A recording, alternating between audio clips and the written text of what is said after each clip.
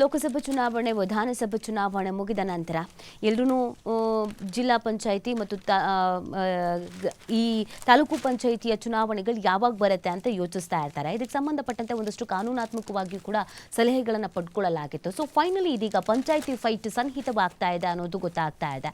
So ಹಾಗಿದ್ರೆ ಯಾವಾಗ ಚುನಾವಣೆ ನಡೆಯುತ್ತೆ, ತಯಾರಿಗಳು ಹೇಗೆ ನಡೆಯುತ್ತೆ ಅನ್ನೋದನ್ನ ನೋಡ್ತಾ ಹೋಗೋಣ ಬನ್ನಿ. ಬಹು ನಿರೀಕ್ಷಿತ ಜಿಲ್ಲಾ ಪಂಚಾಯಿತಿ ಮತ್ತು ತಾಲೂಕು ಪಂಚಾಯಿತಿ ಚುನಾವಣೆಗಳು ಸನ್ನಿಹಿತವಾಗುವ ಲಕ್ಷಣಗಳು ಕಂಡು ಬಂದಿದೆ. ಜುಲೈ ಆಗಸ್ಟ್ ವೇಳೆಗೆ ಬಹುತೇಕ ಎಲೆಕ್ಷನ್ ನಡೆಯುವಂತ ಸಾಧ್ಯತೆ ಇದೆ ಅನ್ನೋದನ್ನು ಹೇಳಲಾಗ್ತಿದೆ. ಜುಲೈ ಮತ್ತು ಆಗಸ್ಟ್ ಈ ಸಂದರ್ಭದಲ್ಲಿ ಚುನಾವಣೆ ನಡೆಯುವಂತ ಸಾಧ್ಯತೆ ಇದೆ. ಅದಕ್ಕೆ ಸರ್ಕಾರವು ಕೂಡ ಚಿಂತನೆಯನ್ನ ಮಾಡಿದೆ, ಸಿದ್ಧತೆಗಳನ್ನು ಮಾಡಿಕೊಳ್ತಾ ಇದೆ.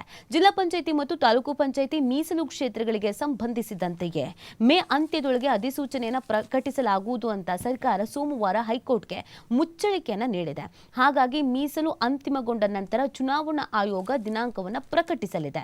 ನಿಗದಿತ ಅವಧಿಯಲ್ಲಿ ಜಿಲ್ಲಾ ಪಂಚಾಯಿತಿ ಮತ್ತು ತಾಲೂಕು ಪಂಚಾಯಿತಿ ಕ್ಷೇತ್ರ ಪುನರ್ ವಿಂಗಡಣೆ ಹಾಗೂ ಮೀಸಲು ಪ್ರಕಟಿಸೋಕೆ ವಿಫಲವಾಗಿದ್ದ ಸರ್ಕಾರದ ವಿರುದ್ಧ ರಾಜ್ಯ ಚುನಾವಣಾ ಆಯೋಗ ಸಲ್ಲಿಸಿದ ನ್ಯಾಯಾಂಗ ನಿಂದನೆ ಹಾಗೂ ನಗರ ಸ್ಥಳೀಯ ಸಂಸ್ಥೆಗಳ ಅಧ್ಯಕ್ಷ ಉಪಾಧ್ಯಕ್ಷ ಸ್ಥಾನದ ಮೀಸಲು ಪ್ರಕಟಿಸೋಕೆ ಏಕಸದಸ್ಯ ಪೀಠದ ಆದೇಶ ಪಾಲಿಸುವಲ್ಲಿ ವಿಫಲ ಆಗಿದೆ ಎಂಬ 2 ಪ್ರತ್ಯೇಕ ನ್ಯಾಯಾಂಗ ನಿಂದನೆ ಅರ್ಜಿಗಳು ಸಿಜೆ ಎನ್ವಿ ಅಂಜಾರಿಯಾ ಮತ್ತು ಎಂಐ ಅರುಣ್ ನೇತೃತ್ವದ ವಿಭಾಗೀಯ ಪೀಠ ಇತ್ಯರ್ಥಪಡಿಸಿತು. ಸರ್ಕಾರದ ಪರ ವಾದ ಮಂಡಿಸಿದ advocate general K Shashikiran Shetty ರಾಜ್ಯ ಚುನಾವಣಾ ಆಯೋಗಕ್ಕೆ ಜಿಲ್ಲಾ ಮತ್ತು ತಾಲೂಕು ಪಂಚಾಯಿತಿ ಕ್ಷೇತ್ರಗಳ ಮೀಸಲು ಪಟ್ಟಿಯನ್ನು ಮೇ ಅಂತ್ಯದೊಳಗೆ ನೀಡಲಾಗುವುದು. ಆ ಹೇಳಿಕೆಯನ್ನು ನ್ಯಾಯಾಲಯ ದಾಖಲಿಸಿಕೊಳ್ಳಬಹುದಾಗಿದ್ದು ಆ ಸಂಬಂಧ ಅಫಿಡವಿಟ್ ಸಲ್ಲಿಸಲಾಗುವುದು. ಮೇನಲ್ಲಿ ಮೀಸಲು ಪಟ್ಟಿ ಒದಗಿಸುತ್ತೇವೆ. ಆಯೋಗವು ಜೂನ್, ಜುಲೈ, ಆಗಸ್ಟ್ನಲ್ಲಿ ಚುನಾವಣೆಯನ್ನು ನಡೆಸಬಹುದು. ಕ್ಷೇತ್ರ ಪುನರ್ ವಿಂಗಡಣೆ ಆಗಿದ್ದರಿಂದ ನಾವು ಕಾಲಾವಕಾಶವನ್ನು ಪಡ್ಕೊಂಡಿದ್ವಿ ಅಂತ ಹೇಳಿದ್ದಾರೆ.